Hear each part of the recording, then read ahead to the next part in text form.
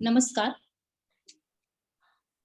माननीय राष्ट्रीय गुरु वैद्य श्री मल्हार जोशी सर, आज की हमारे सहवक्ता वैद्या सारिका महेश उज्जवल मैम, वैद्य श्री विलोक भारतीय सर और उपस्थित सभी वैद्यगण, आपका गुरुवचन चर्चा सत्र में मैं वैद्य जयश्री माड़ेकर मुंबई से आप सभी का सहर्ष स्वागत करती हूँ।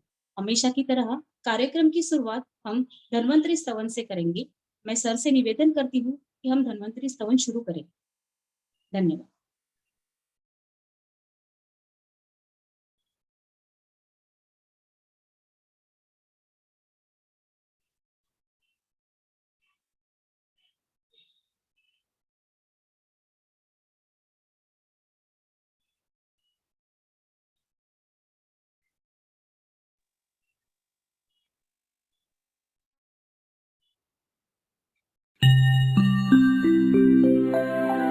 शङ्खं चक्रं जलौकां दधतमृतघटं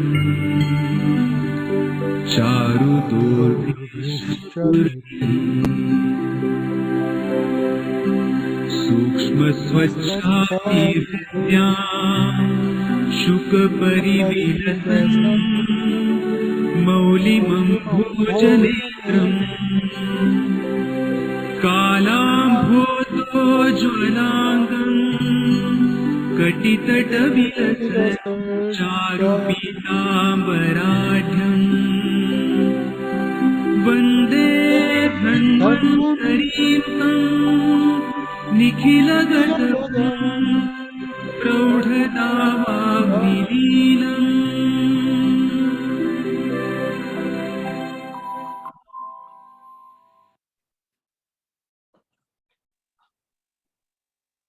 बहुत धन्यवाद सर। वैद्यगण, आज गुरुवचन चर्चा सत्र का ये 22वां व्याख्यान हम शुरू करने जा रहे हैं। बीच के कुछ महीनों की विश्रांति के बाद हम ये कुछ अलग तरीके से आज के व्याख्यान की शुरुआत कर रहे हैं। उसके पहले आज का हमारा चर्चा सत्र का विषय है अतत्वाभिनिवेश एक मानस व्याधि। इस विषय की शुरुआत करने के पहले हम हमारे आज के माननीय वक्ताओं के परिचय सुनेंगे और हम आगे इस चर्चा सत्र की शुरुआत करेंगे।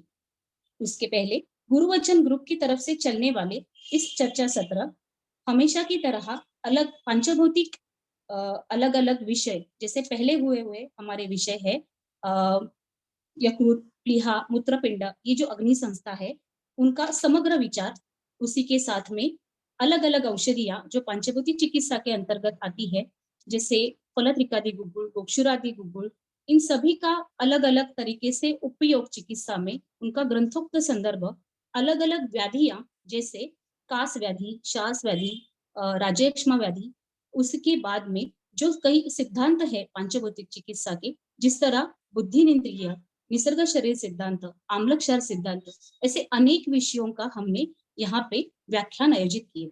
सर के स्टूडेंट्स है, अच्छे प्रैक्टिशनर्स है और खुद सर ने अलग अलग इन विषयों पे हमें मार्गदर्शन किया है।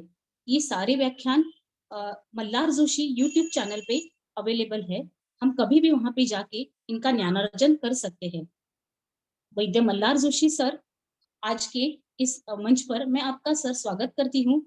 सर का हम आज विशेष अभिनंदन हम सब वैद्यगण, शिष्यगण करना चाहते हैं, क्योंकि इस साल फिर से सर का दूसरी बार राष्ट्रीय गुरु के तौर पर सर की नियुक्ति हुई है और आयुर्वेदिक स्टूडेंट्स के लिए ये बहुत ही सम्मानीय बात है।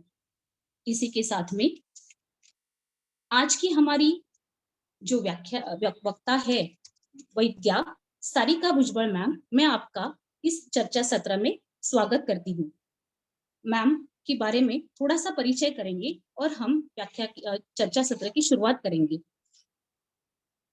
वैद्य Sarika ma'am Vasantdada Patil Ayurvedic medical college Sangli, यहाँ से 2010 में आयुर्वेदाचार्य, उसके बाद आयुर्वेद वाचस्पति MD उन्होंने संहिता इस विषय में पूर्ण किया है।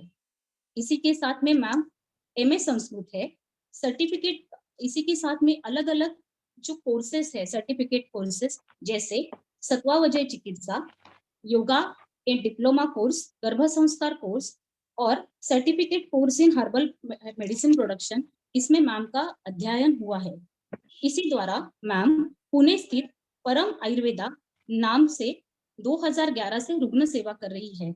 हर्बल कॉस्मेटिक प्रोडक्ट मेकिंग का आपका कोर्स चलता है और बहुत ही वैद्यगणों ने इसका लाभ उठाया है। आप वाघोली आयुर्वेदिक कॉलेज, अकोला आयुर्वेदिक कॉलेज में लेक्चरर रह चुकी है। योग यह मैम का बहुत पसंद का विषय है। उसमें उन्होंने स्ट्रेस मैनेजमेंट पे बहुत काम किया है। इनका योगदान योगा में बहुत अलग अलग नेशनल सेमिनार्स, इंटरनेशनल सेमिनार और बहुत सारे आर्टिकल्स, पेपर प्रेजेंटेशन यह मैम कर चुकी है। उसी तरह जया एक हाँ, मिनट रुक जा। हाँ विलोप जी, 2-4 लोगों से मैसेज आ रहे हैं, ऑडियो नहीं सुनाई दे रहा। शायद उन्हें उनका ऑडियो कनेक्शन नहीं हुआ होगा। जिनको ऑडियो सुनने में तकलीफ है वो विलोप जी की बात सुनिए जरा। नहीं सर, लेकिन उन्हें उनको तो सुना ही नहीं जाएगा। हाँ, सुना ही नहीं जाएगा। हाँ ठीक है, पर्सनल मैसेज लेक्चर कंटिन्यू कीजिए। हाँ, मैसेज कर देंगे उन्हें।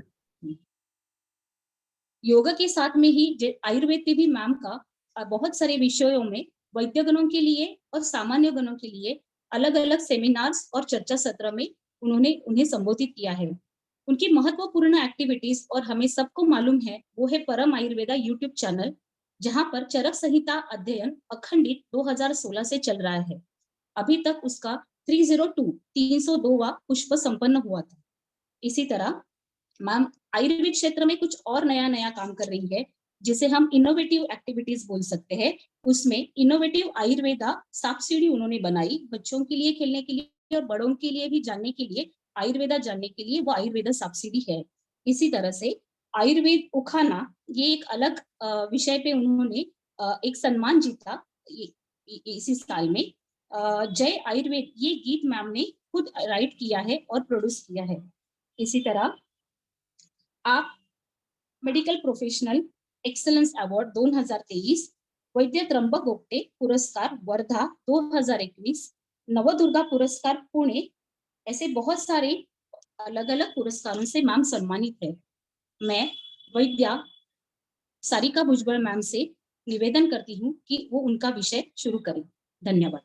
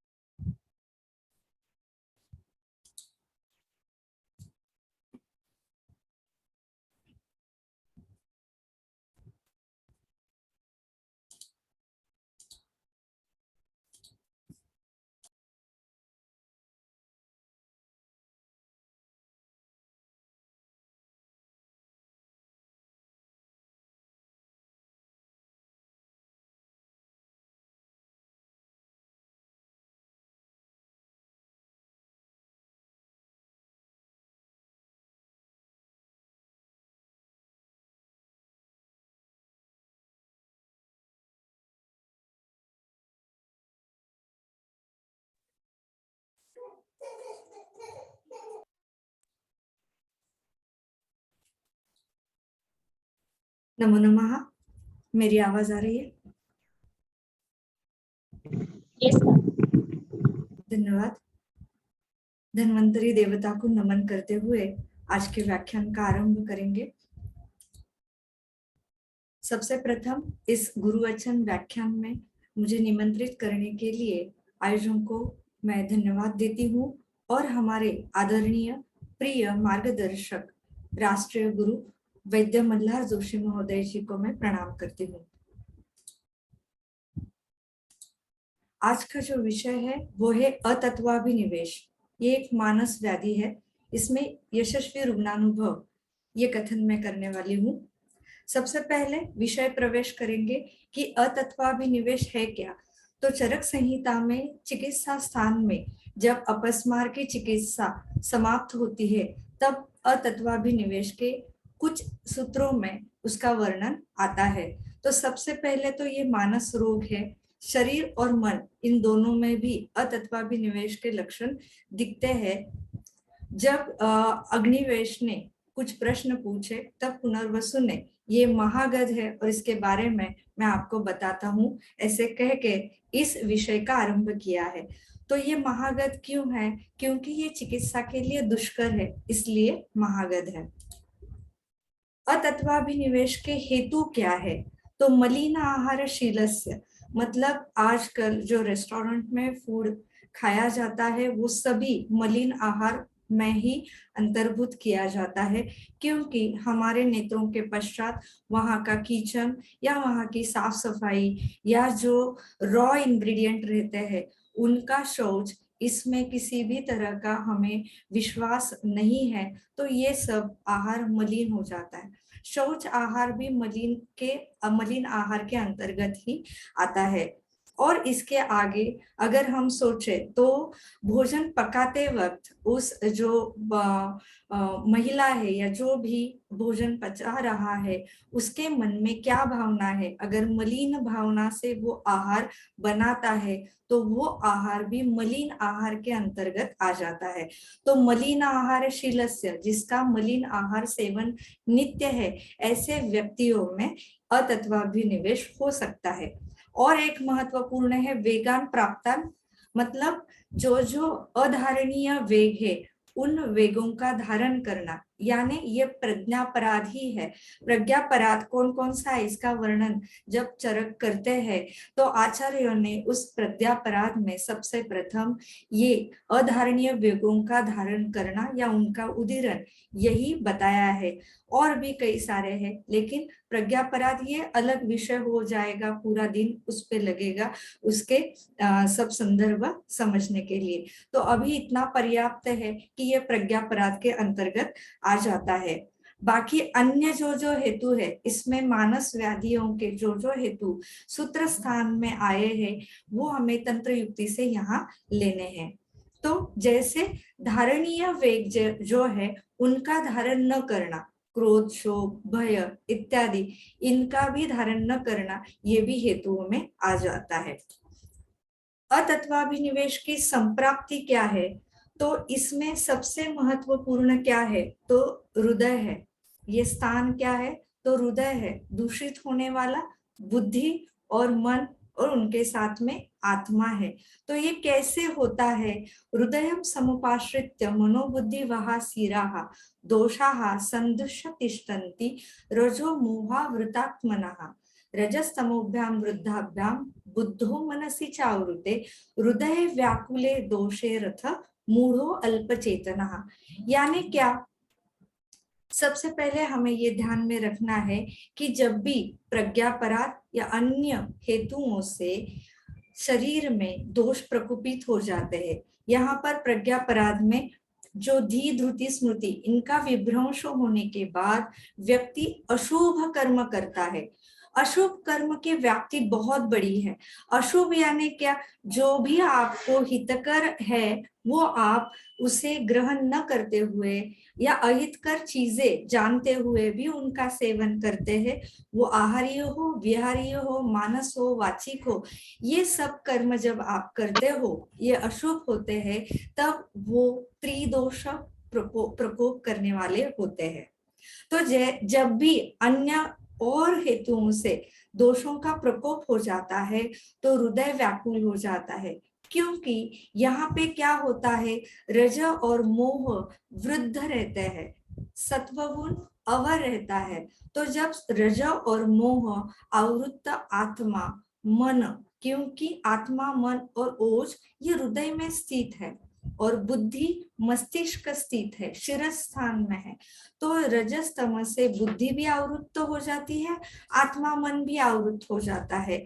तब अब ऐसी अवस्था में हृदयं समुपाश्रित्य जो मनोवाही और बुद्धिवाही सिराएं है वो भी दूषित हो जाती है। और इसकी वजह से क्या होता है? जो हमें प्रत्यक्ष ज्ञान होता है वो ज्ञान कैसे होता है? आत्मा इंद्रिय मनो अर्थानां सन्निकर्षात् प्रवर्तते व्यक्ता तदात्वे या बुद्धि ही प्रत्यक्षम सा निरुच्यते।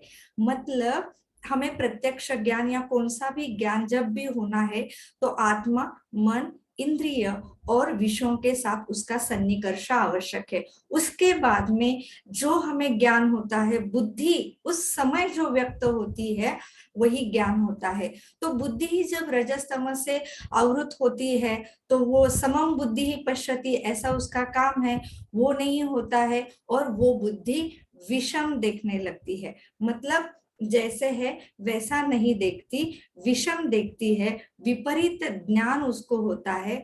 ऐसा क्यों होता है? क्योंकि चरक सूत्रस्थान में ये बताया है कि ज्ञानेंद्रिय और कर्मेंद्रियों का केंद्र मस्तिष्क स्थित है, यहाँ का वो केंद्र भी दूषित हो जाता है। और मन तो हमारा उभयेंद्रिय है, ज्ञानेंद्रिय भी है और कर्मेंद्रिय भी है। तो ज्ञान ग्रहण करना और उसके बाद में जो कर्म करना है वो वाणी से हो, शरीर से हो या मन से हो, तीन ही प्रकार के कर्म उचित नहीं होते हैं और तब हो जाता है अतत्वाभिनिवेश, यानी असत्य का आग्रह। क्योंकि ऐसा व्यक्ति जो सत्य है वो सत्य नहीं पाता, जो नित्य है उसे नित्य नहीं समझता, अनित्य समझता है, या उल्टा कहे अनित्य चीजों को नित्य समझने लगता है, या जो हितकर है उसे अहितकर समझता है, जो अहितकर है उसे हितकर समझता है। जैसे सर्प और रज्जु का उदाहरण सभी को पता है, हम पदार्थ विज्ञान में पढ़ते हैं। तो सांप को रज्जु को, डोरी को अगर कोई सांप समझने लगे तो उसे भय निर्माण हो जाता है, और लकड़ी भी काटे और उसे लगे कि उसे सर्पदंश हुआ है तो उसे शंका विष उत्पन्न हो जाता है, और सर्प न काटते हुए भी सर्पदंश के सभी लक्षण उसमें दिखाई देते हैं, वो मृत्यु भी पा सकता है। इतना मन का महत्व है। इसके बाद में अतत्वाभिनिवेश के लक्षण क्या क्या है? तो अभी जो मैंने कहा कि विषम बुद्धि निर्माण हो जाती है, जो भी सही है वो उसको नहीं दिखाई देते, इसलिए उसे महागत कहा गया है। इस अतत्वाभिनिवेश की चिकित्सा क्या है? तो स्नेह स्वेदन करके संशोधन करना है। सभी वमनादि, वमन, विरेचन, बस्ती, नस्य, रक्त मोक्षण, इनमें से जो जो उस व्यक्ति में, उस अवस्था में, उस ऋतु में एप्लीकेबल हो वो वहां पे करना चाहिए। वैद्य युक्ति के द्वारा इसका निर्णय ले सकता है। संसर्जन क्रम का उसके बाद में पालन करे और उसके बाद में मेध्य अन्नपान का सेवन करना चाहिए। अन्य कुछ योग बताया है जिसमें ब्राह्मी स्वरस, पंचगव्य, शंख पुष्पी ऐसे मेध्य रसायनों का भी सेवन करना चाहिए। अब मेध्य रसायन कौन से है? तो चरक चिकित्सा 1, वहां पे रसायन अध्ययन पे मेध्य रसायन का उल्लेख किया गया है। 4 मेध्य रसायन है। एक है मंडूकपर्णिका स्वरस, दूसरा है क्षीरेण यष्टि मधुकस्य चूर्णम, मतलब दूध और यष्टि मधु का चूर्ण, तीसरा है गुड़ुचि उसका स्वरस, और चौथा है शंख पुष्पी के मूल और पुष्पों का कल्क। अगर ये आर्द्र नहीं उपस्थित होते हैं तो हम उसके चूर्ण भी इस्तेमाल कर सकते हैं। इससे क्या होता है? मेध्य रसायन से तो आयु प्राप्त होती है, व्याधियों का नाश होता है, अग्नि, बल, वर्ण और स्वर इनका वर्धन होता है, और ये सब मेध्य है, इसलिए इसे रसायन कहा गया है। अन्य भी एक चिकित्सा का सूत्र दिया है जो महत्वपूर्ण है कि सुहृद मतलब उसके अनुकूल, उसके हृदय के अनुकूल बात करने वाला, जो स्वयं धर्मार्थवादिनी हो, ऐसे व्यक्ति का सहवास उसे देना चाहिए। और जो चरक या वाग्भट ने भी सूत्र बताया है मानस रोगों का, धी, धैर्य, स्मृति, समाधि भी, ये जो परम औषध है वही यहाँ पर भी बताया है।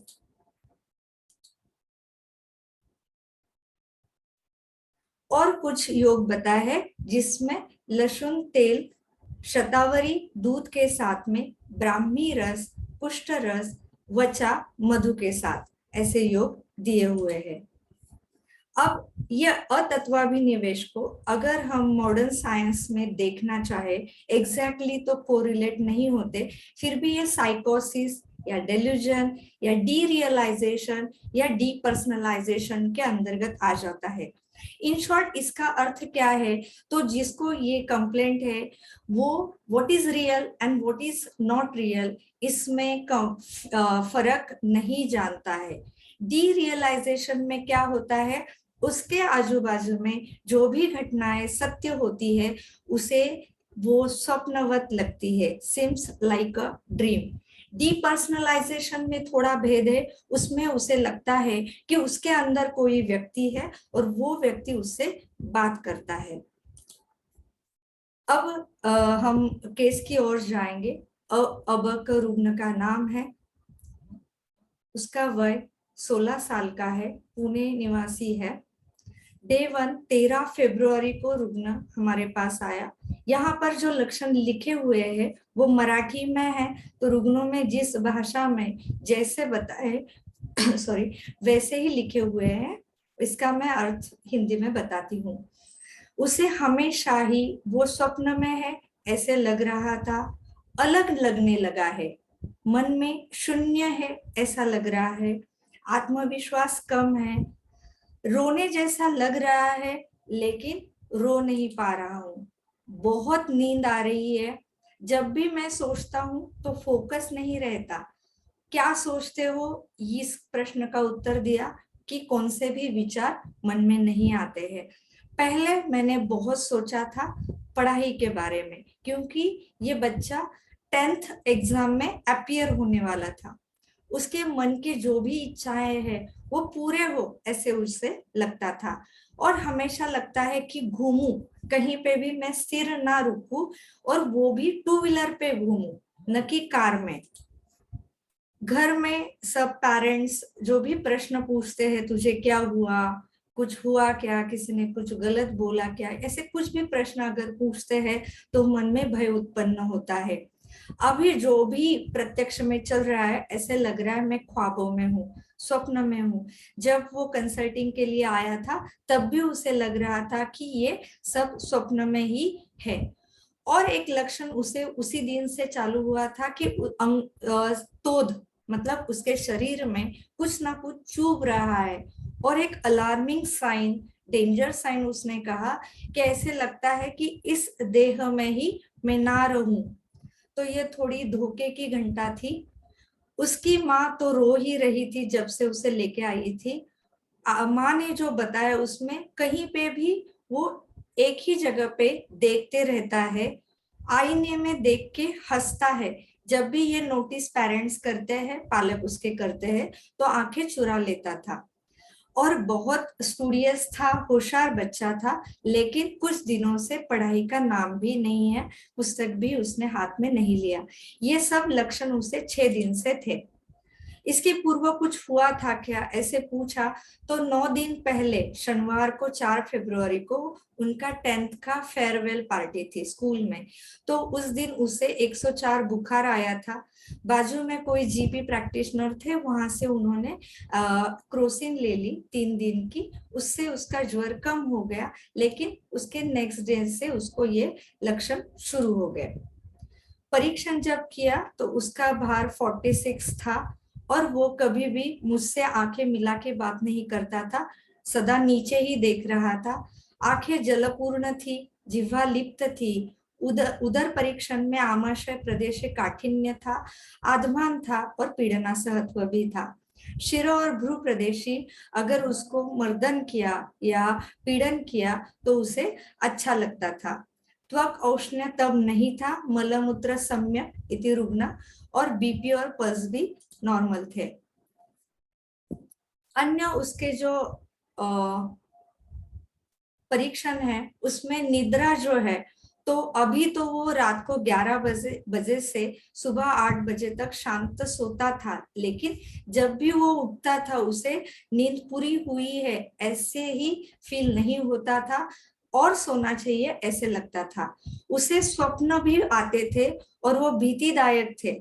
उसने एक स्वप्न बताया कि जैसे माँ और वो रास्ते के बाजू में खड़े हैं, सामने से एक गाड़ी जाती है और माँ का हाथ छूट जाता है, माँ चली जाती है, और उस स्वप्न के बाद उसे काफी धक्का लगा, ऐसे उसने बताया। क्षुधा मांद्य थी, खाना नहीं जा रहा था। कल उसने जबरदस्ती आधी ज्वार की भाकरी खाई थी, कुछ सब्जी। पहले उसे अच्छी भूख लगती थी। उसका स्वभाव पहले बहुत ही मनमिलाऊ था, उत्साही था। उत्साह ये मन के बल का लक्षण है। उत्साह से हम क्या परीक्षण करते हैं कि उस व्यक्ति के मन का बल कैसे है। अभी वो बहुत निरुत्साही रहता है और मित्रों के साथ में बहुत सोशल था, और अभी अकेला रहना पसंद करता है, गप रहता है, शांत रहता है। मतलब अभी का वर्तन उसके स्वभाव के विपरीत था। हेतुओं में अगर हम देखें तो जैसे उसने बताया, ये उसे याद था कि फेयरवेल के दिन उसको जो पाव भाजी वहां पे थी पार्टी में, उसे बहुत गंदी बास आ रही थी, और उसको होटलिंग का थोड़ा शौक था, उसमें पनीर और रोटी वो मोस्टली खाता था। अदरवाइज ये फैमिली पूरी आयुर्वेदिक चिकित्सा लेने वाली है, उसके पेरेंट्स, तो घर में आहारीय ज्यादा हेतु नहीं थे। निद्रा में ये बहुत बड़ा हेतु था कि उसका अति जागरण था, निद्रा वेग का धारण था।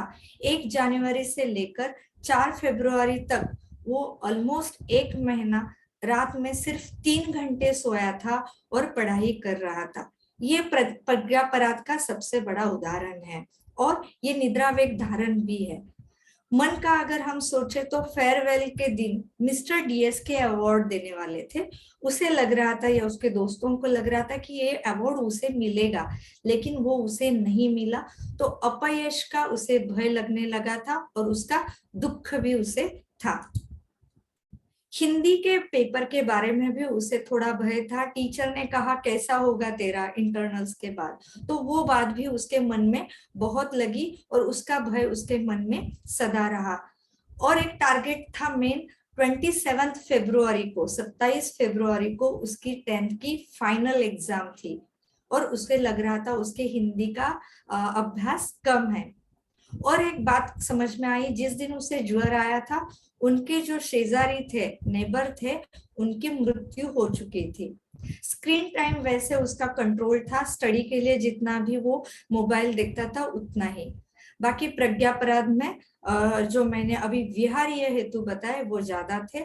और एक था कि वो उसके भाई के साथ में कनेक्टेड था। बड़ा भाई स्टडी के लिए हॉस्टल में 6 महीने से गया था, तो वो लोनली फील कर रहा था। अब अगर संप्राप्ति हम इस रुग्ण में सोचे तो चिंता, अभ्यास की, मलिन आहार वो नैमित्तिक हेतु था, लेकिन वो इम्पोर्टेंट है। इंद्रियों का अतियोग, जैसे नेत्र का अतियोग, और वो भी रात के समय निद्रा वेग धारण करके, तो ये प्रज्ञापराध हुआ।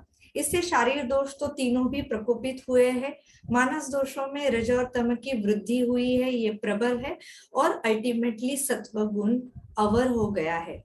धातुओं में प्राधान्य से रस और मज्जा की दृष्टि हुए है, ओज का क्षय डेफिनेटली हुआ है। स्थान संशय मन, आत्मा और बुद्धि में है। आत्मा तो इसको विकार नहीं होंगे, लेकिन प्रसन्न आत्मा इंद्रिय मनः स्वस्थ इति अभिधीयते, हम जब ये कहते हैं यानी आत्मा स्वस्थ होता है, इसका मतलब आत्मा अस्वस्थ भी होता ही है। तो इन सब हेतुओं से, इन सब लक्षणों से पता चलता है कि ये आत्मा संतुष्ट नहीं है, मुझे इस देह में नहीं रहना है।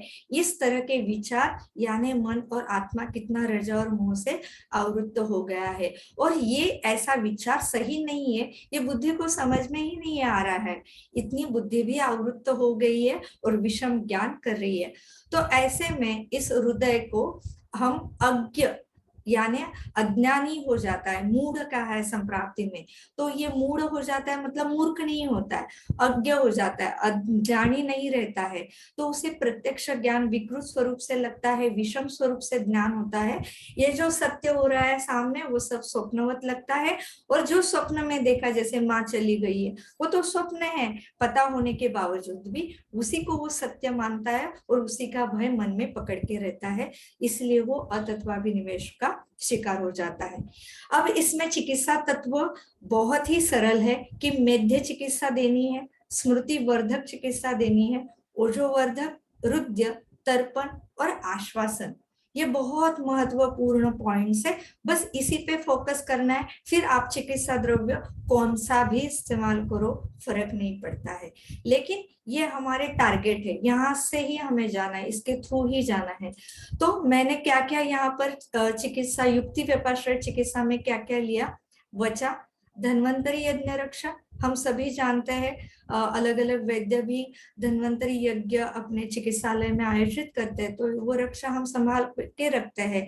ऐसे रुग्णों में इसका प्रयोग करते हैं। मानस व्याधियों में ये दिव्य या रक्षोघ्न करके काम में आती है, और ये आशीर्वाद ही रहता है धन्वंतरी जी का, तो चिकित्सा में सफलता भी प्राप्त होती है। दूसरा ब्राह्मी, ये सभी जानते हैं मेद्य है। शेफाली, शतावरी, यष्टि और मांसी, इसके 20 मिलीग्राम की पुड़िया बना के दी सव्यानोदा, यानी सुबह दोपहर और रात को खाने के बाद घृत और मधु के साथ 5 दिन की ये पुड़िया दी।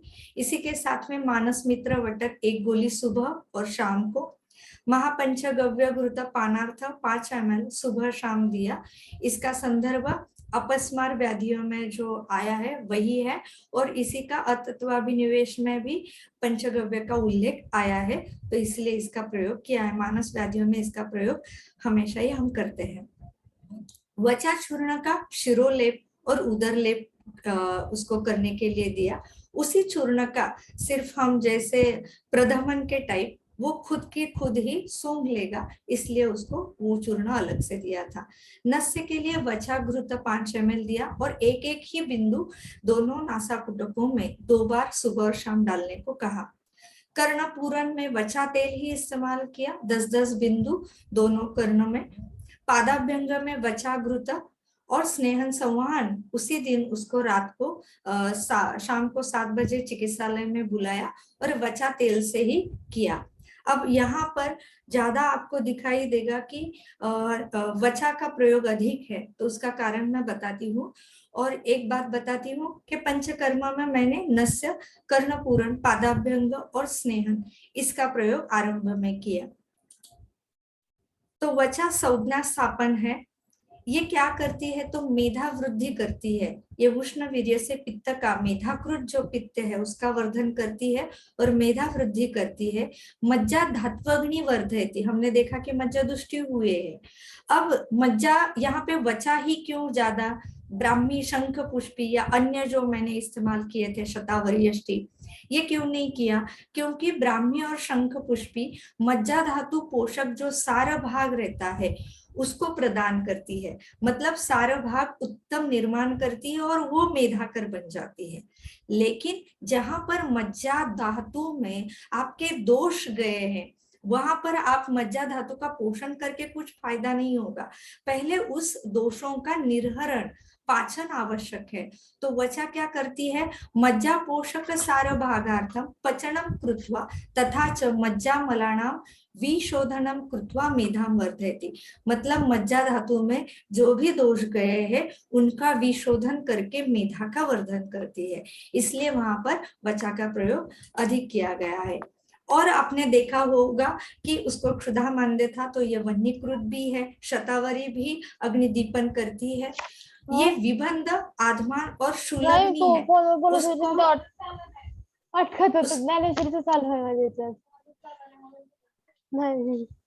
कृपया माइक बंद करिए। वचा जो है उसको आधमान था उदर परीक्षण में, तो यहाँ पे अलग से हिंगवाष्टक या अन्य हिंगू इसका प्रयोग जरूरत नहीं है। यहाँ पर अगर चॉइस ऑफ ड्रग वचा है और वचा विबंध, आधमान, शूलग्नि है, तो वचा का उदर लेप प्रशस्त है ऐसे केस में, तो ये इसलिए उसी वचा का उदर लेप किया था। बाकी अपस्मार, कफ, उन्माद, भूत, जंतु, अनिल, हरित, इसके लिए मतलब सभी जो यहाँ पर व्याधियां है ये मन और शरीर, मनोकायिक जो है इन व्याधियों पर जाने वाला है। ये आयु, मेधा, स्मृति इनको बढ़ाने वाली है वचा, और स्वास्थ्य करी है, मेन रक्षोग्नि है। इसके साथ में आपने देखा होगा कि शेफाली यानी निर्गुंडी का प्रयोग किया। ये वातशामक है इसलिए इसका प्रयोग नहीं किया, ये वातशमन तो करेगी, लेकिन यहाँ पर उसका उद्देश्य था ये स्मृतिदा है, निर्गुंडी का प्रयोग मैं बहुत बार बस्ती में भी उसके घृत का या निर्गुंडी सिद्ध तेल का प्रयोग करती हूँ। अलग अलग मानस व्याधियों में, स्किज़ोफ्रेनिया अलग बहुत सारी है, तो विषय परिवर्तन ना हो इसलिए यहाँ पर मैं रुकती हूँ उसका। तो निर्गुंडी स्मृतिदा है, स्मृति वर्धन करती है। ये कफ वृद्ध और तमो के वृद्धि के बाद जो स्मृति नाश होता है, वहां पर कफ को निर्हरण करके या कफ का शमन करके निर्गुंडी स्मृति दा होती है। दूसरा, अगर संज्ञा नाश है तो वहां पर भी निर्गुंडी अच्छा काम करती है। तो ये क्या करती है, मज्जागत जो वात है उसका शमन करती है। तो इसलिए मज्जागत जो वात है उसका शमन करके ये स्मृति का वर्धन करती है। इसलिए अपस्मारे, उन्मादे, अतत्वा निवेश में, भ्रम में, प्रलाप में इसका प्रयोग हो सकता है या किया जाता है। शतावरी जैसे मैंने कहा रसायन है, अग्निदीपन भी करती है, तर्पण करेगी, ब्रूहन करेगी, पुष्टि करेगी। ये मेधा भी है, ये माधुर्या तिक्त रसत्वात् मेधाम वर्धयति। और मैंने जो तत्व कहा था कि ओजोवर्धन करना है, तो ओजोवर्धन कौन कौन सी द्रव्य करेंगे, शतावरी करेगा और यष्टि मधु भी करती है ओज का वर्धन। तो शुक्र वर्धनेन ओजो वृद्धि करा भवति शतावरी। ओज क्षयात, शुक्र क्षयात, जब ग्रंथ ग्रहण करने का सामर्थ्य कम हो जाता है, अल्पताम याति, तब शतावरी कल्प, शतावरी घी या किसी भी स्वरूप में आप शतावरी का प्रयोग कर सकते हैं। अभी वो 10th में था, उसको एग्जाम है, ग्रंथ का मतलब अब पढ़ाई उसे ग्रहण करनी है, तो शतावरी यहाँ पर उसे मेध्य काम में आएगी। यष्टि मधु सभी जानते हैं, ये मेध्य रसायन है और रसादि धातु पोषणा ओजवर्धन का भी काम करती है। जो मानस मित्र वटक कहा, ये एवीपी की आती है, सहस्त्र योग में इसका संदर्भ है, उसका आपको वहां पे सब बहुत सारे इंग्रेडिएंट है, उसमें घटक द्रव्य आप वहां से देख सकते हैं। आहार का नियोजन ओजोवर्धक और मेध्य था। क्या क्या उसमें, लाजामंड, घृत और मध, वो सुरसा यानी तुलसी का मधु मेरे पास है, तो वही उसको दिया था अनुपान के लिए। कोहड़ा का सूप, लघु सुपाच्याहार, जो लाजा है उसी का चिवड़ा, मखाने और दाढ़ी, ऐसे ही पहले 2-3 दिन का आहार रखा था। इन्वेस्टिगेशन नेक्स्ट डे किए 14 तारीख को, तो ईईजी करने के बाद समझ में आया कि बाइफ्रंटल स्लोविंग है। इट इंडिकेट्स कि ये सेरेब्रल डिसफंक्शनिंग है, मतलब उसमें एनाटॉमिकल भी चेंजेस आ गए थे। उसे एडवाइस किया गया कि एमआरआई ब्रेन कर ले, क्योंकि हमें रूल आउट करना था कि कोई फोकल सेरेब्रल पैथोलॉजी है क्या अंडरलाइन ब्रेन में। लेकिन पेरेंट्स का हम पर इतना विश्वास था, उसके पिताजी ने कहा कि हम नहीं चाहते कि ये सब करे, जो भी आपको अच्छा लगे वो सब आप चिकित्सा ही शुरू करें। तो मैंने कहा 5 दिन की दवाई दी है, अगर 5 दिन में कुछ भी फर्क नहीं आता है तो हमें डेफिनेटली एमआरआई करना है। अगर 50% से अधिक हमें फर्क दिखता है तो एमआरआई करने की जरूरत नहीं है। अभी टारगेट था कि उसके 10th के फाइनल एग्जाम के लिए सिर्फ हमारे पास 14 दिन थे। ये टारगेट क्यों था, क्योंकि अगर वो फाइनल एग्जाम नहीं अपीयर करता है तो और वो डिप्रेशन में चला जाता है। मतलब अभी जो अतत्वाभिनिवेश है या मन का व्याधि है या वो पूरा स्ट्रेस में है और बढ़ता जाएगा, वो और खाई में चला जाएगा, उसे वहां से निकलना मुश्किल हो जाएगा, क्योंकि उसके सब दोस्त उसके आगे जाएंगे। डे 2 को फिर से वो आया चिकित्सालय में, तब उसने कहा कि निद्रा तो अच्छी हुई, लेकिन जो उसको वचा का लेप दिया था वो बहुत गर्म लगने लगा, उष्ण है ना, और पोट बहुत उसको गत्स था, यानी आधमन अधिक था। तो मैंने सिर्फ एक ही बदलाव किया, लेप में मुस्ता, चंदन, ब्राह्मी, माउसी, अनंता, तरुणी, मुल्तानी मिट्टी ये दी, लेकिन वचा भी उसमें रखा था ज्यादा मात्रा में, और इस लेप से उसे अच्छा लगने लगा, ये उसे पसंद आया। फिर उसने ये किया और आभ्यंतर सिर्फ मुस्ता चूर्ण ऐड किया 250 मिलीग्राम समानो घृत के साथ में। नेक्स्ट डे उसका 7वां बजे चिकित्सा का सेशन रखा। अब ये जो मैंने यहाँ लिखा है इसके डिटेलिंग में नहीं करूंगी क्योंकि समय की उपलब्धि नहीं है, लेकिन 7वां बजे चिकित्सा का युक्ति व्यपाश्रय के साथ में उतना ही महत्वपूर्ण है, क्योंकि चरकाचार्य ने पूरा सूत्र वहां पे दिया है आश्वासन चिकित्सा के बारे में। तो काउंसलिंग, अगर आप डे 1 से उसे कुछ पॉजिटिव थॉट्स या मोटिवेटेड कुछ बताते हो तो कुछ भी फायदा नहीं होता है। यहाँ पे कुछ भी मोटिवेशनल स्पीच नहीं देने हैं, उनके मन को हमें सुधारना है, तो ब्रेन एक्टिविटीज आवश्यक होती है। तो प्रार्थना यानी मंगलाचरण, गुरु ब्रह्मा वगैरह कोई भी हम प्रार्थना ले सकते हैं। वैसे मैंने गुरु ब्रह्मा ली थी। ताड़ासन और जंपिंग, उसको जस्ट बोला था कि तू ताड़ासन करे, स्ट्रेचिंग होनी चाहिए, और जंप करे यानी फिजिकल एक्टिविटी आवश्यक है, तो शरीर पे ध्यान जाता है। अन्य व्हील ऑफ अवेयरनेस क्या है, यानी हमारे जो पंच ज्ञानेंद्रिय है उनका अवेयरनेस। हम बहुत बार सुनते ही नहीं है कि हमारे आसपास कितने सारे आवाजें आती है, कितने सारे गंध आते हैं, हमारे सामने क्या क्या है, हर चीज का हम मन की उपस्थिति वहां न होने की वजह से नॉर्मल पर्सन में भी इसका अभाव होता है। तो व्हील ऑफ अवेयरनेस में ज्ञानेंद्रियों का अवेयरनेस बढ़ाया जाता है। ब्रीदिंग अवेयरनेस सभी को पता है कि प्राकृत श्वसन का अवेयरनेस होना चाहिए, अनुलोम विलोम और ओमकार उसे करने को कहा था। डे 4 को जब वो फिर से आया तो ये सेशन मैंने वहां पे लिया था और घर पे उसको करने को कहा था। तो 7वां बजे सेशन के बाद और जो युक्ति व्यपाश्रय चिकित्सा हमने दी थी उसके बाद उसे 40% अच्छे लगने लगा। थर्ड डे उसे 60% अच्छा लगने लगा। विचार आने जो अलग अलग एग्जाम या बारे में आते थे वो कम होने लगे। तंद्रा कम हुई, ये इम्पोर्टेंट था। उत्साह वृद्धि हुई यानी मन का बल बढ़ गया था। आनंदी था, उस वक्त हंस रहा था लेकिन वो प्राकृत था। पहले हंसता था आईने में देख के, वो विकृत था और दौर्बल्य थोड़ा कम था। डे 4 को 16 को फिर से 7वां बजे चिकित्सा की। उसमें काउंसलिंग, बॉडी स्कैन यानी जो हम योग निद्रा में करते हैं थोड़ा अलग इसमें रहता है। ओपन और फोकस अटेंशन, मोस्टली यहाँ पे फोकस किया जाता है ओपन अटेंशन पे, मतलब एक ही टाइम पे आप अलग अलग इंद्रियों का ज्ञान ग्रहण करते हो सजगता से। फिर उसके बाद में उसके लक्षण जो आया वो उसी दिन उसके लक्षण थे कि उसे ऐसे लग रहा था कि सुपर पावर्स मिले। वो हॉलीवुड के मूवीज भी देखता था तो अलग अलग सुपर पावर्स मिले। तो मैंने पूछा इससे तो क्या करेगा, तो टाइम ट्रैवल करके मैं पास्ट में जाऊंगा। तो पास्ट में टाइम ट्रैवल करना है, टाइम मशीन चाहिए। तो टाइम ट्रैवल क्यों करना है, फ्यूचर में जाना चाहते हो क्या या पास्ट में? तो नहीं, मैं पास्ट में जाना चाहता हूँ। क्या करना चाहते हो? तो I want to change something. उसने क्या बताया नहीं, तब तक मुझे संदेह था कि कुछ हुआ होगा मन के विरुद्ध। तो क्या चेंज करना चाहता कि मेरी पढ़ाई जो लॉस हुई वो मैं चेंज करना चाहता हूँ, या जैसे भी डीएस के जैसे कुछ अवार्ड नहीं मिले। फाइनल एग्जाम्स में if not appear then what will happen, तो भविष्य की भी चिंता थी।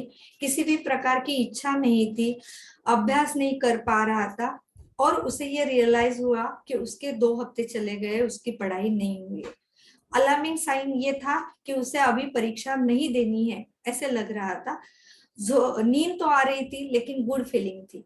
अब अगर हम ये सब लक्षण देखेंगे तो हमें लगेगा कि अरे ये अच्छा नहीं है, लेकिन अगर हम कंपेयर करेंगे डे 1 से तो ये सभी लक्षण अच्छे हैं। मतलब ये लक्षण ये बताते हैं कि be here now, now be in present, उसे वर्तमान का भान हो गया था। तो ये सब लक्षण सुन के काफी अच्छा लगा कि चलो उसको रियलाइज हुआ है कि अभी उसके आयुष्य में अभी क्या चल रहा है और क्या हुआ है। तो ये बहुत इंपॉर्टेंट स्टेप थी। फिर डे 6 को 18 को उसकी युक्ति व्यपाश्रय चिकित्सा जो पहले दी थी वही पूर्ववत की 7 दिन के लिए, और 7वां बजे सेशन लिया। जब उसने ये कंप्लेंट बताई उसी दिन का सेशन है। तो उसने जो जो बताया, तो काउंसलिंग में वही मुद्दों को लेकर काउंसलिंग किया जाता है, जैसे कि सुपर पावर्स हमारे मन में है, हमारे अंदर है, और वो है कृष्ण, भगवान हमारे अंदर है तो वो हमें पावर्स देता है, लेकिन एक्टिवेट तभी होती है जब हम स्वयं उस कार्य को करने लगते हैं। तो हम वो कार्य करने लगेंगे तो सुपर पावर्स हमें प्राप्त होती है, और वो हमारा सुपर हीरो कृष्ण है, वही हमें मदद करने वाला है। और उसको ये रियलाइज करवाया कि उसने 1 साल में बहुत हार्ड स्टडी किए हैं, और अभी 2 हफ्ते जो उसके वेस्ट गए हैं, वो बीमार था इसके लिए। तो 1 साल की पढ़ाई ज्यादा मजबूत है या 2 हफ्तों की पढ़ाई न होना ज्यादा मजबूत है? तो उसने ये माना कि नहीं, मेरी 1 साल की पढ़ाई ज्यादा इम्पोर्टेंट है, और वो ज्यादा स्ट्रांग है, बलवान है। तो इससे उसे आत्मविश्वास प्राप्त हुआ। फिर मैंने बॉडी स्कैन और वही जो फर्स्ट 2 सेशंस में लिया था उसी का रिवीजन किया। फिर उस दिन घर जाके उसने फर्स्ट टाइम बुक हाथ में लिया। उसके माँ का फोन आया कि आज उसने पहली बार पुस्तक हाथ में लिया, और सब बुक आराम से उसने उसके टेबल पे अरेंज की, और आईने में आज बिल्कुल भी नहीं देखा है, खुद से उसने उसे टाला है। उसे उसी दिन मैंने काउंसलिंग के टाइम एडवाइस किया था कि वो इस्कॉन टेम्पल जाके आए। तो उसके भाई के साथ में इस्कॉन टेम्पल में भी वो जाके आया था। ये ईश्वर जो है हमारे अंदर भी है, हमारे आसपास भी है, लेकिन उनके जो स्थान रहते हैं वहां पर ये पावर हाउसेस लाइक है, तो वहां से हमें ज्यादा ऊर्जा प्राप्त होती है, सकारात्मक दिशा मिलती है। डे 7 को 19 को उसने खुद से पढ़ाई शुरू की। वास्तव का पूरा उसको भान था, पूरा नॉर्मल बिहेवियर था, और अभ्यास हो गया है ये वो जानता था। नेक्स्ट डे 8 डे में उसने सोचना शुरू किया, अच्छा खुद ब खुद कि अच्छे मार्क्स मिलेंगे, मैं मेरिट में आऊंगा। जो उसके पहले ध्येय थे, उद्दिष्ट थे, वो पूर्ववत हो गए। 100% वो रियलिटी में था। लेकिन उस दिन उसे भोजन करने की इच्छा हुई होटल में, प्रज्ञापराग। तो मुझे फोन आया कि मुझे होटल में ही खाना है, क्या करूं, और बहुत तीव्र इच्छा हुई है। तो फिर उसे मन के विरुद्ध, जैसे गर्मी नहीं रहती है ना, तो अपत्यकर उसको दोहाड़े अगर लगते हैं तो अपत्यकर भी होते हैं, तो कम मात्रा में उसका सेवन करना चाहिए, ताकि वो गर्भ का मन का नाराज नहीं होता है वो। तो वैसे ही मैंने यहाँ पे सोचा, और उसको एक अच्छा यहाँ पर जो रिलायबल होटल है, अच्छा खाना मिलता है, वहां पर दाल, राइस और खाने को कहा, ताकि सिर्फ एनवायरनमेंट चेंज हो जाए। लेकिन यही एक वचन उससे लिया कि आगे का 1 महीना बाहर का वो कुछ भी नहीं कहेगा या मांगेगा भी नहीं, और वो उसने किया था।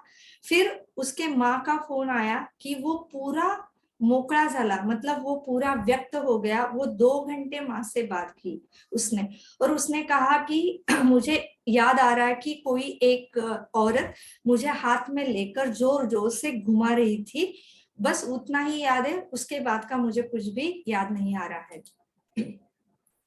डे 9 को अभ्यास अच्छा करने लगा था, रियलिटी में था, आत्मविश्वास भी था। अब उसे घूमने जैसे नहीं लग रहा था। Yes I can do it, ये उसको पूरा कॉन्फिडेंट था। किसी भी प्रकार का भय उसके मन में नहीं था, क्योंकि भय, दुख, ये सब मानस व्याधि है। उस दिन उसे पादाभ्यंग, स्नेहन, संवाहन, उसके लिए क्षीरबला तेल का प्रयोग किया, और सत्वावजय का नेक्स्ट सेशन लिया गया। उसमें सेल्फ कंपैशन में क्या, हमारे शरीर में जो भी है, अपने पास जो भी है, अपने अंतर्गत बुद्धि है या हृदय है, अलग अलग अवयव है, ये सब ज्ञानेन्द्रिय, कर्मेंद्रिय उचित प्रकार से काम करते, तो उसके प्रति कृतज्ञ रहना, यानी सेल्फ कंपैशन, एक खुद के प्रति आदर निर्माण हो जाता है, वैसा वो सेशन है। दूसरा मसल रिलैक्सेशन। ये सेशन करने के बाद उसे बहुत ही मोटिवेटेड, रिलैक्स फील हुआ, और उसके शब्दों में है ये, उसे मस्त लगने लगा। अगर हम कंपेयर करें डे 1 और 7 डेज के बाद सभी लक्षण, तो ये मैं रिपीट नहीं करती, सभी लक्षण अनुपस्थित थे 7 दिन के बाद में, कोई भी लक्षण उपस्थित नहीं था। फिर मैंने इन्वेस्टिगेशन रिपीट करवाया 10th डे को, 22 फरवरी को, और वो नॉर्मल ईईजी आया। तो ये बहुत अच्छा था, मतलब रचनात्मक परिवर्तन हुआ और वो प्राकृत हुआ। बस उसके बाद में उसने लक्षण बताए कि ईईजी के बाद उसके हृदय और आंखें दोनों,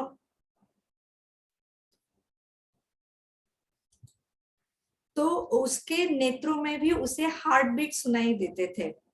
आप यहाँ पर देखेंगे तो ऐसे ही नेत्र होते थे।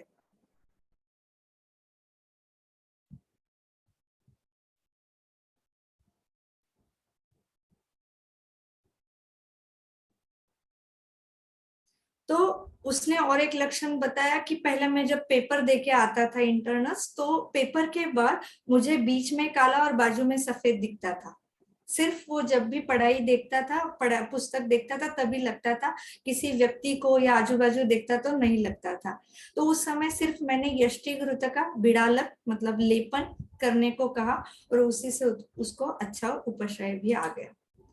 डे 11 को सत्वावजय चिकित्सा का 5वां सेशन लिया, जिसमें सजग कृति, ये इसमें सजग कृति यानी हम जो भी काम करते हैं वो सजगता से करें, अपना मन वहां पर उपस्थित रख के करें। मतलब अभी आप व्याख्यान सुन रहे हैं तो आपका पूरा मन यहीं पर है, आप पीपीटीज भी देख रहे हैं, आवाज भी सुन रहे हैं, तो यानी सजग कृति आप कर रहे हैं। डे 13 को फिर युक्ति व्यपाश्रय चिकित्सा और 7 दिन की पूर्ववत की और उसे मेध्यकल्प जो हम चिकित्सालय में वैद्य महेश बनाते हैं वो उसे दिया 5 ग्राम का सुबह और शाम। उसमें घटक द्रव्य है ब्राह्मी, वचा और शंखपुष्पी। अभी आप जानते तीनों भी मेधावर्धक है। मेध्य रसायन तो शंखपुष्पी प्रधान है, विशेष है। डे 15 को हमारा टारगेट अचीव हुआ। 27 फरवरी को उसका जो फर्स्ट पेपर था 10th का, उसने अच्छा पढ़ाई करके दिया। पेपर के बाद उसने स्वयं मुझे फोन किया और उसने 3 बातें बताई। पेपर मस्त गया, मुझे शांत लग रहा है और मुझ में छान अच्छे बदल हुए हैं ऐसे लग रहा है। हे इट्स मी, ये उसे पूरा कॉन्फिडेंस था। डे 24 को फिर चिकित्सा तो चालू रही, एग्जाम थी तो बार बार मिलना नहीं हुआ, लेकिन जब छुट्टियां थी बीच में तो एक सेशन अरेंज किया गया जिसमें कृतज्ञता, जैसे हम सेल्फ कंपैशन में देखें कि मेरा सेल्फ आत्म सम्मान, उसके साथ में कृतज्ञ हम औरों की ओर रहे। जैसे हमारे पालक है, गुरुवर्य है, बहुत जन रहते हैं हमारे आसपास, हर एक व्यक्ति रहता है जो पूरे दिन में या हमारे आयु में हमारे आसपास रहता है, उसके प्रति हमें कृतज्ञ रहना है। डे 31 को फॉलो अप फोन पे हुआ, मिड एग्जाम में थे कि पढ़ाई हाँ उसको स्ट्रिक्टली एक बताया था कि रात को जग के पढ़ाई नहीं करनी है, जो भी करनी है दिन में करनी है। तो पढ़ाई करनी भी थी उसे, लेकिन नींद आने लगी थी, पहले जैसे लग रहा था। दवाइयां तो सब चालू थी, बस उसे ताड़ासन, अनुलोम विलोम, जंपिंग एक्टिविटीज और नेचर में जाने को कहा। डे नेक्स्ट डे मोबाइल मांगने लगा और 50% पहले जैसे थोड़ी कंप्लेंट लगने लगी, आलस से आया, व्यायाम नहीं चाहिए, दवाइयों का भी उसे थोड़ा आलस लगने लगा। मुझसे अच्छा बात करता था लेकिन पेरेंट्स से ढंग से बात नहीं करता था। तो फिर से ब्रीदिंग अवेयरनेस, बॉडी स्कैन, ये ढंग से नहीं हो रहा था उसका, क्योंकि एग्जाम की प्रिपरेशन में था। और मुझे लगता है पंचकर्म में जो नस्य कर्णपूरण वो भी वो लेप अच्छे से नहीं कर रहा था, सिर्फ पुड़िया और ले रहा था और जो कल्प है और वटी उतना ही ले रहा था। तो इस पे फोकस करने को कहा दवाइयों के साथ और उससे उसको काफी अच्छा लगने लगा। डे 45 को 29 मार्च को फाइनली सभी एग्जाम्स अच्छे से खत्म हुए और सभी पेपर्स उसने दिए और अच्छे से दिए, नॉट ओनली अपियर सक्सेसफुली। तो वो बहुत ही आनंद महसूस करने लगा।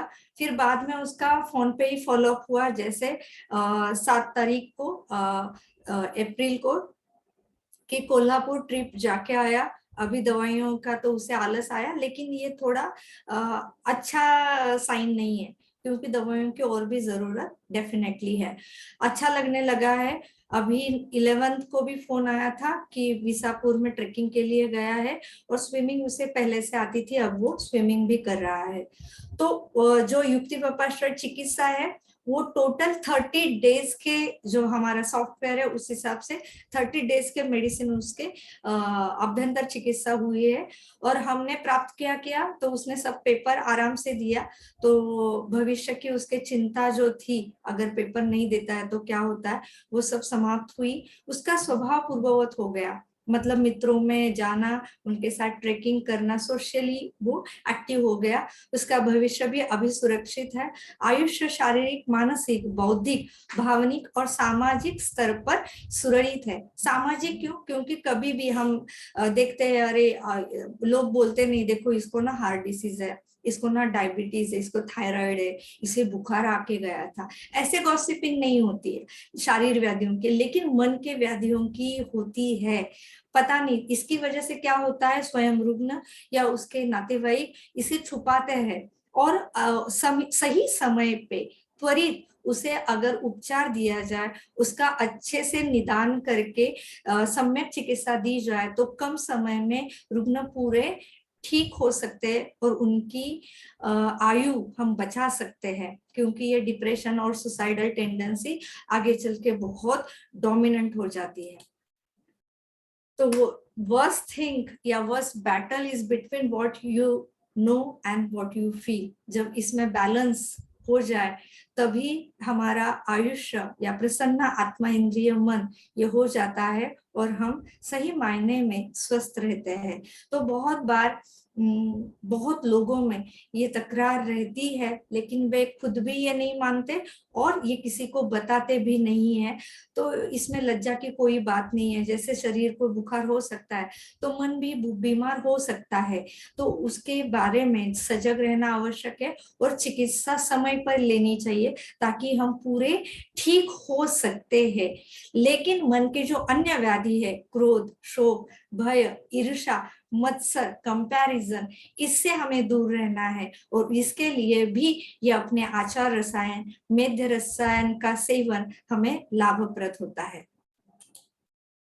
तो मैं पुनश्च गुरुवचन व्याख्यान मालाओं के आयोजकों का धन्यवाद देती हूँ। आदरणीय वैद्य मल्हार जोशी महोदय जी को प्रणाम करते हुए उनको भी मैं धन्यवाद देती हूँ। हमारी सखी वैद्य जयश्री जी, वैद्य मानसी जी, इन्होंने मुझे ये यहाँ पर अवसर प्रदान किया, उसके लिए धन्यवाद। नमो नमः। बहुत बहुत धन्यवाद मैम। बहुत ही अलग विषय, समझने के लिए कठिन विषय आपने आसान करके और उतने ही डिटेल में इस विषय पे प्रकाश डाला, और ग्रंथोक्त संदर्भ के साथ में केस स्टडी द्वारा आपने यह विषय हमें समझाया। मैं जो श्रोतागण है उन्हें विनंती करूंगी कि अगर कोई क्वेश्चंस है तो चैट बॉक्स में क्वेश्चंस करने हैं, मैम उनके लिए आंसर करेंगे और थोड़े समय के लिए हम इसे टाइम दे रहे हैं। Thank you ma'am.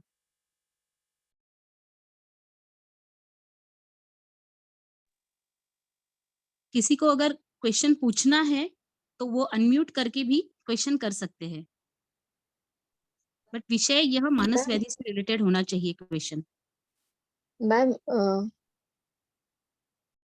हमने जो अभी बॉडी सेशन वाला बताया उसमें वो एग्जैक्टली क्या करते हैं, उसमें क्या होता है? Body scan. आप योग निद्रा जानती है? नहीं मैम। नहीं, सिंपल, एकदम सिंपल मैं बताती हूँ। शब्द क्या है? स्कैन। स्कैनर जैसे कागज पे घूमता है, ओके, कर्कश पे का, तो वो पूरा उस पे जो भी है उसका स्कैन कर लेता है।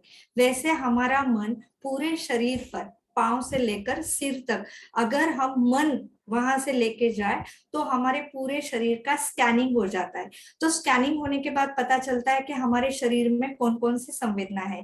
जैसे मुझे खुजली आ रही है पैरों को, या मेरे पैरों के पिंडिकाओं में शूल है, जकड़न है, कटी दर्द हो रहा है, या फिर मन में जब हम ऊपर ऊपर आते हैं तो मन में विचार है, बुद्धि में विचार है, या सर में अलग सा तनाव महसूस हो रहा है। तो किसी भी प्रकार की भावना, संवेदना, शारीरिक या मानसिक, उन सबको सिर्फ हम जानते हैं, उसमें किसी भी प्रकार की प्रतिक्रिया उसमें नहीं रहती है। अरे मुझे अच्छा नहीं लग रहा है, ऐसा क्यों लग रहा है, मुझे अच्छा लगना चाहिए, ऐसा नहीं होता है। बस जो भी है उसे साक्षी भाव से देखा जाता है। ऐसा है बॉडी स्कैन में। तो शरीर वो जो और सोने के मन, पहले वो हर पार्ट पे कंसंट्रेट किया जाता है, अंगूठे से लेके सब सिर तक, वही हाँ वही ना? हाँ, वही नहीं कह सकते, उस प्रकार का रहता है क्योंकि उसमें हाँ, ओके। वो अलग क्यों है, यहाँ पे हम किसी भी प्रकार की प्रतिक्रिया नहीं करते हैं, और वहां पे हम सिर्फ उसको रिलैक्स करते हैं, और फिर मतलब पहले तनाव देते हैं, स्ट्रेच करते हैं, फिर रिलैक्स करते हैं, राइट, ये थोड़ा अलग है। Okay, thank you ma'am. Sarika ma'am, एक क्वेश्चन है शिरोधारा से रिलेटेड कि शिरोधारा का क्या रोल है ये ट्रीटमेंट में, कुछ रोल कर सकते हैं ये केस में? जी, बहुत अच्छा प्रश्न है, क्योंकि कभी भी मानस व्याधि है तो हमारा दिमाग झट से शिरोधारा की ओर जाता है, सही है, और शिरोधारा काम भी करती है, क्योंकि मस्तिष्क का हमने संप्राप्ति देखी, मस्तिष्क पे जो भी वात प्रकोप है वो भी कम करता है, और जो हम मेध्य द्रव्य इस्तेमाल करते हैं उसका भी लाभ होता है। लेकिन जब रुग्ण ऐसी अवस्था में, अवस्था महत्वपूर्ण है, इस अवस्था में आता है जो आपके सामने बैठ भी नहीं पाता है, उसे सोने में भी अच्छा नहीं लगता है, तो जब शिरोधारा सर पर आती है ना, तो चालू धारा में उठ के बैठते हैं, मुझे कैसे तो लग रहा है, या ये बंद कर दो, ऐसी कंप्लेंट आती है, सफोकेटिंग लगता है। तो अगर ऐसी अवस्था है, आपको ऐसे लगता है कि ऐसा हो सकता है इस केस में, इवन नेत्र तर्पण के बारे में भी, जब निद्रावेग धारण रहता है, अति जागरण है, तो उसमें नींद नहीं आती है, यहाँ तो ज्यादा नींद आती थी, लेकिन उस केस में हम नेत्र तर्पण करते, उसके बहुत अच्छे लाभ है। लेकिन मन की दृष्टि अगर अधिक है, रजोमोह से आवृत है, तो वो लगाया हुआ जो पाली रहती है उसके साथ में उठ के बैठता है रुकना, ये पहले निकालो, मुझे कैसे तो हो रहा है, ऐसे बोलता है। तो ऐसे केसेस में डायरेक्टली नहीं जाना है। मैंने जो कहा कि अगर इस केस में हमें शिरोधारा करनी है तो आइडियली अभी वो शिरोधारा करे, अच्छे से योग बस्ती भी करे, और उसके बाद में केवल मेध्य रसायन का सेवन 1 वर्ष तक करना आवश्यक है, ताकि ये रिलैप्स नहीं होगा। या फिर उसे हमेशा ही मन की शुद्धि या मन सत्व प्रबल रहे, ऐसा ही बर्ताव करना चाहिए, आहार में भी, विहार में भी, और वाणी में भी। Ma'am yes ma'am. शिरोधारा में कई वैद्य ऐसे करते हैं, मैम शिरोधारा में कई वैद्य ऐसा करते हैं कि वो एक जगह स्थिर रखते हैं धारा को, और कई वैद्य ऐसे रोटेटिंग टाइप रखते हैं, तो कौन सा वाला सही लगता है आपको? रोटेटिंग। ओके। आप देखो तो ना, 4 अंगुल ऊपर से आ रहा है, अगर वैद्य 4 अंगुल से कर रहा है तो ठीक है, परिचारक अगर वो गलती से भी और ऊपर से करते हैं, तो आप अगर उसका एक ही बिंदु में कितने डिस्टेंस से धारा, भले वो आपकी स्नेह की हो, अगर वो गिरती है तो कितना प्रेशर आता है वो आप गिन सकते हो, उसकी स्टडी भी है, तो इससे उसको दर्द होगा। और यहाँ पे हमारा आज्ञा चक्र है, इस स्थान पे तो नहीं करना चाहिए, तो यहाँ पर आप करते हो, रोटेटिंग रहती है, तो पूरा मस्तिष्क भी वहां पर कवर होता है, वही आइडियल है। जी ma'am, thank you ma'am. Yes, एक क्वेश्चन है मैम, अग्निमांद्य अगर है तो हम घृतपान, जो शमन घृतपान शुरू किया था, वो कर सकते हैं क्या? हाँ, डेफिनेटली कर सकते हैं। ऐसा घृत आपको इस्तेमाल करना चाहिए जो वन्नीकृत हो। वचा का इसलिए मैंने संदर्भ दिया कि वचा उष्ण है वीर्य से, वो मेधा तो वर्धन करती है, मेधा अग्नि, मज्जा धातुगत पित्त का वर्धन, लेकिन वो अग्नि जो अपना जाठराग्नि है उसे भी बल देती है। तो यहाँ पर घृत का अल्प मात्रा में सेवन डेफिनेटली कर सकते हैं, और मानस व्याधियों में घृत के बिना चिकित्सा ही नहीं होती है। और मैं यहाँ पर बताऊंगी घृत के बारे में, अगर हम ओज का सोचेंगे ना, तो ओज कैसा दिया हुआ है, उसका वर्णन कैसे, कि लाजा जैसे, घृत जैसे और मधु, इनके जैसा वर्ण, गंध और रूप है उसका। तो इसलिए ये लाजा, घृत और मधु ओज का वर्धन करने के लिए अच्छा काम करते हैं, इसलिए अनुपान में उसका इस्तेमाल किया जाता है, और आहार में भी उसका प्रयोग किया जाता है। कोहड़ा जो मैंने बताया वो भी मेध्य है। यस, बहुत अच्छा मैम। एक क्वेश्चन है कि आपने उदर में लगाने के लिए आधमान में वचा का लेपन बताया, तो उसका स्पेसिफिकेशन कुछ है क्या? क्योंकि हम यहाँ पे अनुलोमन द्रव्य भी इस्तेमाल कर सकते हैं, तो वचा क्यों? जी जी, बहुत अच्छा प्रश्न है ये भी, इसके लिए मैंने पीपीटी में डाला है वो। वचाचा श्लोक, हाँ। जिसने अच्छा पूरा व्याख्यान सुना होगा तो मुझे पता था ये प्रश्न डेफिनेटली आएगा वचा का। तो ये विबंध आधमान शुलग्नि है वचा। और अगर कोई गोवा, ये जो श्लोक है वो भाव प्रकाश का है। मैं गोवा फड़के जो है संस्कृत में है, यही श्लोकों का आधार लेके संस्कृत में द्रव्यों का बहुत अच्छा व्यवहार्य और चिकित्सकीय उपयोग दिए हुए। तो वहां पे है कि विबंध आधमान और शूल के लिए वचा उदरलेप प्रशस्त है, व्याख्यान में भी मैंने बताया था। तो अगर उसको आधमान है तो अलग से मैं अन्य द्रव्य क्यों इस्तेमाल करूं, और ड्रग्स और द्रव्यों का इस्तेमाल नहीं करना है। जितने स्पेसिफिक और कम चिकित्सा, कम द्रव्य हो तो उतना आपका अधिक फायदा होता है, क्योंकि ये द्रव्य आपका शकृत मूत्र विशोधन का, मतलब आपने जो कहा अनुलोमन, इसका भी काम करेगी ना। और हमें जो चाहिए वो मेधा का भी काम करेगी, मेधा वर्धन का। तो चॉइस ऑफ ड्रग यहाँ पे बचा हो जाता है, उसके साथ में अन्य। यस। एक क्वेश्चन है मैम कि पेशेंट में अगर कॉन्फिडेंट कम है, अगर ऐसे कोई पेशेंट है तो उन्हें क्या हम दे सकते हैं या क्या सोच सकते हैं? जी, आत्मविश्वास जब कम होता है ना, तो अन्य कोई व्याधि नहीं, सिर्फ आत्मविश्वास की कमी है, तो उसमें ना सबसे पहले स्वयं के प्रति आदर निर्माण होना आवश्यक है। और साथ ही में अगर त्राटक हम करें, त्राटक हम सभी जानते हैं, ज्योति त्राटक एक है, बिंदु त्राटक है, निकट त्राटक और दूर त्राटक। ये हम स्कूल में थे, बच्चे थे तब से कर रहे हैं कि एक ज्योति, घी का दिया जला, एक हाथ के अंतर पे वो दिया रखो आपके नेत्रों के सामने, और फिर उसमें आप पूरा फोकस करो। ये होता है फोकस अटेंशन, और इसे त्राटक कहा जाता है, ज्योति त्राटक। वैसे ही आप ओम लगा लो, उसका त्राटक करते हो, तो इससे क्या होता है, रिसर्च किया गया है इस पे कि इससे विल पावर बढ़ती है। विल पावर बढ़ती है तो आत्मविश्वास भी अपने आप बढ़ता है। ऐसे रुग्णों में मेध्य द्रव्य जो है, जैसे यष्टि मधु का चूर्ण आप दूध के साथ में भी देते हो, या जैसे मेध्य कल्प है या शतावरी कल्प है, जो मेध्य का काम करेगी, स्मृति और मेधा का वर्धन करेगी, तो उससे भी उनका आत्मविश्वास बढ़ता है। क्योंकि आत्मा और मन संलग्न है, मन में विश्वास आता है वही आत्मविश्वास है। आत्मा तो स्वयं बहुत ही उत्तम रहता है, दूषित होता है मन, इसके लक्षण उस पे दिखते हैं। तो आत्मा को हम ट्रीट नहीं कर सकते, हम मन को ट्रीट कर सकते हैं वाया वात दोष। वात और मन साथ में, मतलब वायु के द्वारा ही हम मन के पास जा सकते हैं। तो हम जो भी चिकित्सा दे रहे हैं, कहीं पे भी मन पे काम करेगी ऐसा नहीं लिखा है, या आत्मा पे काम करेगी, वो मेधा पे, बुद्धि पे ही काम करेगी। क्योंकि हर प्रकार का ज्ञान ग्रहण करना और फिर उस पे काम करना, ये सब होती है ना प्रोसेस, वो उसमें सब आत्मा, मन, बुद्धि, इंद्रिय, इंद्रियों का अर्थ यही रहते हैं। तो बुद्धि ही यहाँ पर आवश्यक है आपका आत्मविश्वास बढ़ाने के लिए। तो बुद्धि बढ़ाने वाली चिकित्सा यानी मेध्य रसायन और आचार रसायन का सेवन करें।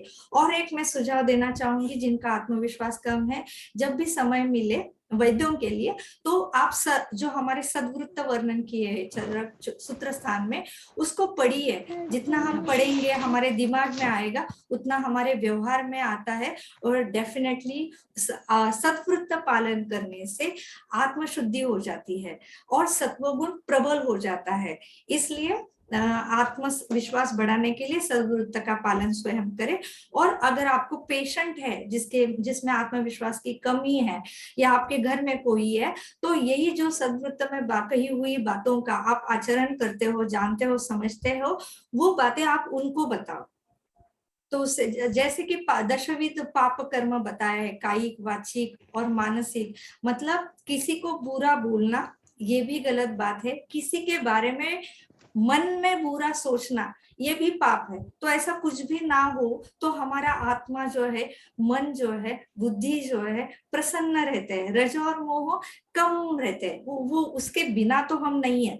हम में रज, मोह, सत्व तीनों है, तीनों रहते हैं, ये तीनों आवश्यक है। लेकिन उन दोनों का प्रबल होना हमारे लिए व्याधिकारक होता है। इसलिए सत्व वृद्धि करने वाले सद्वृत्त जैसे मेध्य रसायन, आचार रसायन, इनका पालन करना चाहिए और गुरु के सानिध्य में रहना चाहिए। चाहिए। तो आपका गुरु कोई भी हो सकता है, पुस्तक हो सकता है, व्यक्ति हो सकता है, ईश्वर हो सकता है, माता पिता, कोई भी। बहुत बहुत धन्यवाद मैम। एक लास्ट क्वेश्चन लेते हैं कि जो ये मध्य रसायन बताए उनका उन्हें रेफरेंस चाहिए, तो आई थिंक ये पीपीटी में है। चरक चिकित्सा अध्याय 1 रसायन में जो तीसरा पाद है उसमें ये आ गया है। प्रणाम मैम। मैम मेरा जी। एक लास्ट क्वेश्चन है। प्रणाम। ये यहाँ पे हाँ। रेफरेंस दिया है मैंने, चरक चिकित्सा 1:3। मैं 3 पूछूं? सूत्र नहीं, हाँ 1 मिनट। पहला अध्याय रसायन अध्याय तीसरा पाद, और उसमें ये सूत्र है। मैम जी एक पूछे। एक्सक्यूज मी, आपने जो वर्चा का श्लोक अलग से दिया था कि वर्चा काम कैसे करती है, शतावरी एक्चुअल मेध्य काम कैसे करती है, तो वो जो श्लोक आपने दिए कि वो पाचन करके वर्चा काम करती है, पोषण करके मंडूक पर्णी वगैरह वो पोषण करके, तो वो श्लोक का रेफरेंस मुझे एक्चुअली चाहिए था। वो बहुत ही सुंदर श्लोक है वो सब। जी, एक एक श्लोक और एक एक सूत्र हमारी पूरा चिकित्सा की दिशा भी बदल देते हैं और काफी मदद करते हैं हमें कम से कम औषधियों का प्रयोग करने का।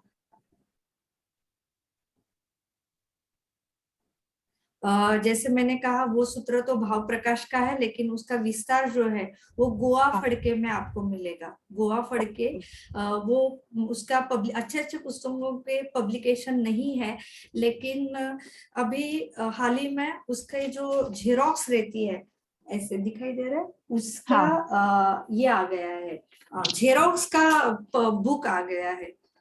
अच्छा, ये तो ये भी जब भी समय मिले, हाँ, द्रव्यों का यहाँ से पढ़ाई करें, क्योंकि इसमें सभी ग्रंथों के सूत्र भी दिए हुए और उसका एक्सप्लेनेशन काफी अच्छा है। Thank you hello ma'am. जी जो नमस्ते। मध्य रसायन है, हेलो हेलो, कहिए, सुनाई दे रहा है। हाँ, जो मध्य रसायन है वो हम डेली में भी यूज कर सकते हैं क्या? मतलब रूटीनली डेली में यूज करना है मेधा बढ़ाने के लिए, या ऐसा ही? जी जी, सुंदर प्रश्न है। डेफिनेटली हम इस्तेमाल कर सकते हैं, लेकिन इसका आदर्श जो मार्ग जो है मैं बताती हूँ कि अगर आपने कभी शुद्धि नहीं की हुई है, शरीर शुद्धि, तो आप शरीर शुद्धि कराए जो रसायन चिकित्सा में या रसायन अध्याय में बताई है।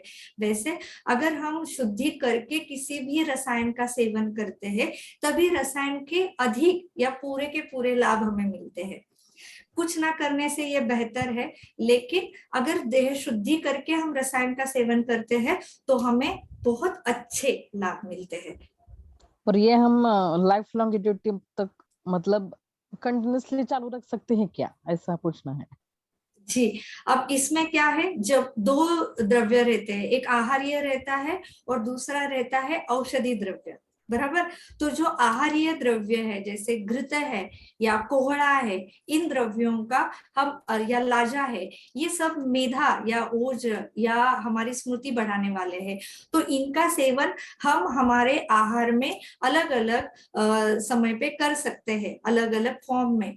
लेकिन आप किसी औषधि द्रव्य का इस्तेमाल करना चाहते हो, वो वीर्य से काम करती है, तो उसका आजीवन प्रयोग नहीं करना चाहिए, उसका कुछ समय के लिए प्रयोग करना चाहिए।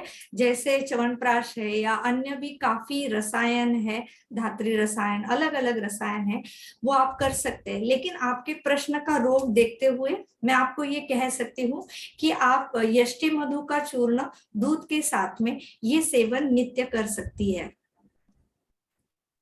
Okay, thank you ma'am. Yes everyone. Sarika ma'am, बहुत बहुत धन्यवाद। मैं माननीय वैद्य मल्हार जोशी सर से विनंती करूंगी कि वो इस विषय पर हमें मार्गदर्शन करें। धन्यवाद मैम। मैम एक लास्ट क्वेश्चन पूछ लूं? सर ये ग्रुप में अभी मैंने जैसे डाला, ग्रुप में हम कंटिन्यू करेंगे सर। यस, क्योंकि टाइम लिमिट है सर। ठीक है, उनको ठीक है, पूछो, पर क्वेश्चन जो पूछना है पूछ लो। सर मेरा मैम से क्वेश्चन ये था, आजकल के जो परिवेश में जो ओपीडी बेसिस में हमारे पास पेशेंट आते हैं, मोस्टली जो आंतरिक जबर से रिलेटेड पेशेंट रहते हैं उनमें सारे ये सिम्टम देखने को मिलते हैं। तो उसमें मैम से मेरा अनुरोध है वो बताए उसमें फिर उस पेशेंट को किस दृष्टि से हम देखें। उन पेशेंट में भी ऐसे रहता है, उनका बुद्धि का बल कम रहता है, घबराहट रहती है, बेचैनी रहती है, मन परेशान रहता है, 3-4 दिन उनका मूड ठीक रहता है, 3-4 दिन मूड उनका खराब रहता है, काम करने का इतना उत्साह नहीं होता। वही कभी वो ऐसे जैसे अतत्वाभिनिवेश वाले जो फीचर देखने को मिलते हैं, कभी पेशेंट ये बिल्कुल ही ऐसे छोड़ देता है जैसे जिंदगी का उत्साह बिल्कुल ही खत्म हो गया हो। तो उस दृष्टि में उसको कैसे देखें मैम? जी, ये महत्वपूर्ण प्रश्न है। कई रुग्णों में ये हमें लक्षण दिखाई देते हैं। इसका ग्रहणी भी निदान हो जाता है। इसका विचार हमें ग्रहणी का ही करना है। उसमें मज्जा दृष्टि रहती है और रस की भी दृष्टि होती है अति चिंता की वजह से, और अल्टीमेटली शुक्र की भी दृष्टि हो जाती है। तो यही 3 धातुओं पे हमें काम करना रहता है। ग्रहणी की भी आप चिकित्सा दे सकते हैं और साथ ही में मज्जा धातु पे भी आपको काम करना है। और ये लक्षण क्यों दिखाई देते हैं? क्योंकि पथ्यम चापी अन्नम न जीर्यति, चिंता शोक भय क्रोधात, ऐसा सूत्र है। मतलब आपके मन में चिंता है, शोक है, भय है, क्रोध है, तो आपने पथ्य कर भी सोने के या चांदी के ताट में आपने सभी षड्रस युक्त और सभी आहार विधि विशेषताओं का पालन करते हुए आहार किया है और मन में ये आपके शत्रु बैठे हैं, तो आपका अन्न का पचन नहीं होगा। तो फिर धीरे धीरे वो ग्रहणी या आपने जो भी अभी लक्षण कहे वो दिखाई देते हैं। तो यही इसी पे काम करना है। ठीक है, और किसी को कुछ पूछना है? जी हाँ। नहीं, ठीक है, आप वो डायरेक्टली मुझे या जयश्री मैम को भेज दीजिए। वो हम सारिका मैम के पास भेजकर उसका समाधान कर लेंगे। चलेगा। नमस्कार सभी को। अभी आज का सेशन हम यहाँ खत्म करने जा रहे हैं। पहले मेरे मन में जो बात आई वो मैं आपके सामने रखता हूँ। आज मैं गुरु नहीं हूँ और सारिका मैम का एक अच्छा स्टूडेंट बनने का प्रयास मैंने किया है। बहुत सारे पॉइंट्स लेक्चर में से मुझे भी नए नए लगे हैं, वो भी मैंने सीखने की कोशिश की है। एक मैं जो सोचता हूँ ये उससे अलग भी बहुत सारे पॉइंट्स हमारे सामने आ गए हैं। उस मुझे लगता है हम सब लोग उसके ऊपर भी विचार करेंगे। निदान से लेकर संप्राप्ति, संप्राप्ति भेद करके व्याधि मोक्ष, व्याधि अपुनर्भव चिकित्सा तक का सफर सारिका मैम ने हमारे सामने अच्छी तरह से रखा है। मुझे लगता है इस लेक्चर से हमें जो भी टेक होम मैसेज मिला है वही लेकर हम आज का सेशन यहाँ ख़त्म करते हैं। इसके बारे में यहाँ से आगे कोई विचार कोई वैद्य स्टूडेंट कोई भी न प्रस्तुत करे, ऐसे मुझे लगता है। धन्यवाद। जया। यस, माननीय गुरुवर्य वैद्य श्री मल्हार जोशी सर, वैद्या सारिका भुजबळ मैम, वैद्य श्री विलोक भारतीय सर, उपस्थित सभी वैद्यगण, आप सभी का बहुत बहुत धन्यवाद। और यहीं पे हम इस चर्चा सत्र का विराम लेते हैं। धन्यवाद।